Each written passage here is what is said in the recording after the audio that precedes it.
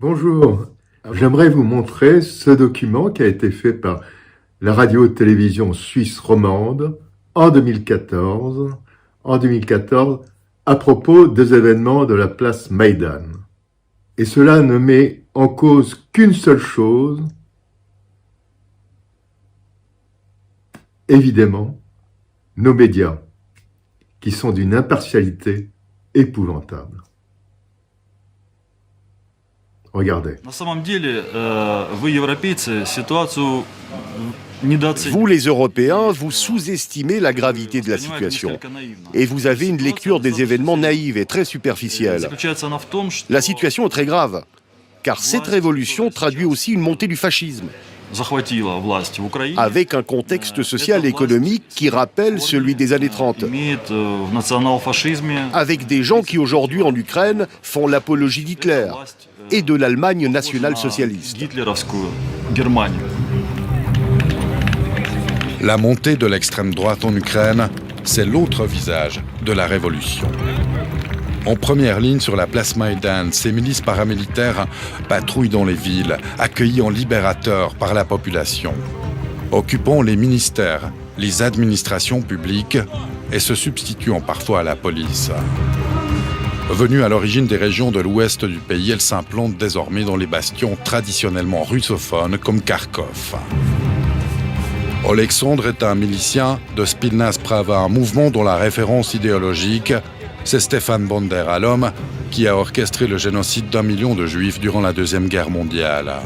Pour lui, le nouveau gouvernement et la classe politique traditionnelle n'ont plus aucune légitimité. Pour lui, la révolution ne fait que commencer.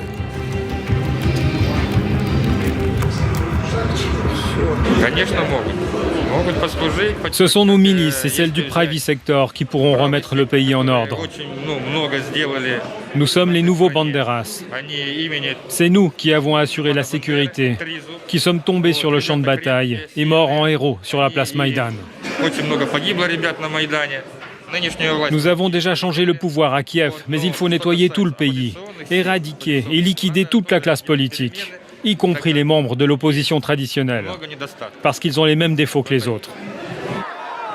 Les élites politiques ukrainiennes discréditées comme Yulia Tymoshenko, l'égérie de la révolution orange, accueillies plutôt froidement sur la place Maïdan à sa libération. Pour Inga, le discrédit de la classe politique, c'est peut-être tout l'enjeu et même le danger de cette révolution.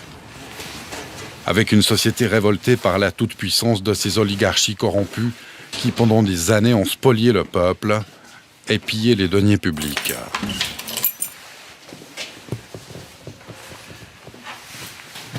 Viktor Yanukovych et Yulia Tymoshenko, ce sont toujours les mêmes oligarques, c'est du pareil au même.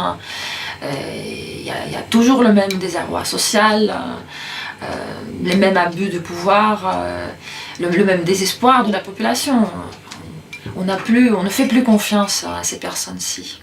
Et on a été très choqués de voir les images des palais de notre président. Et c'est absolument exaspérant, écœurant de voir à quel point le pouvoir abusait de son accès à toutes les richesses du pays. Le luxe ostentatoire. Les dérives mafieuses et kleptocrates du président Yanukovych, qui aux dernières nouvelles aurait détourné 70 milliards de dollars de biens publics, ont provoqué une onde de choc dont on ne mesure pas aujourd'hui encore toutes les conséquences.